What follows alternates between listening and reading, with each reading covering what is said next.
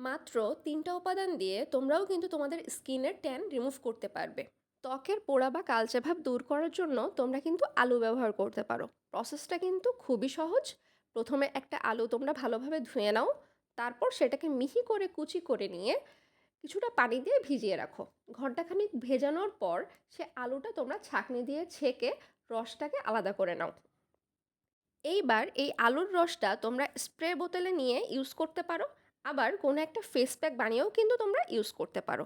দুইটার ফলাফলই তোমরা খুব ভালো পাবে। পরের উপাদানটা তোমরা সবাই চেনো, সেটা হচ্ছে গ্রিন টি। সিম্পলি একটা টি ব্যাগ পানিতে কিছুক্ষণ ভিজিয়ে রাখো। পানির রং চেঞ্জ হয়ে গেলে এটা স্প্রে বোতলে ভরে তোমরা মুখে স্প্রে করলে বেশ ভালো একটা ফল পাবে। আর টি ব্যাগটা কিন্তু ফেলে দিও না। মুখে টি ব্যাগ ঘষে ঘষে তোমরা মুখের কালচে ভাব কিন্তু দূর করতে পারবে। আমরা আমাদের রেগুলার লাইফে অনেকেই গ্রিন টি খাই, কিন্তু গ্রিন টি যে আসলে ফেসের জন্য এত বেশি উপকারী এটা আমরা অনেকেই জানি না। গ্রিন টির সাথে মধু মিক্স করে ফেসে লাগালে সেটা মুখের দাগছোপ দূর করে। একইভাবে গ্রিন টির সাথে যদি বেসন এবং লেবু মিক্স করে লাগানো হয় সেটাও কিন্তু ফেসের জন্য অনেক বেশি উপকারী। কিছু পরিমাণ চাল সারা রাত পানিতে ভিজিয়ে রেখে সেই পানি দিয়ে সকালবেলা ভালোভাবে মুখ ধুয়ে ফেললে কিন্তু সানট্যান একদমই রিমুভ হয়ে যায়।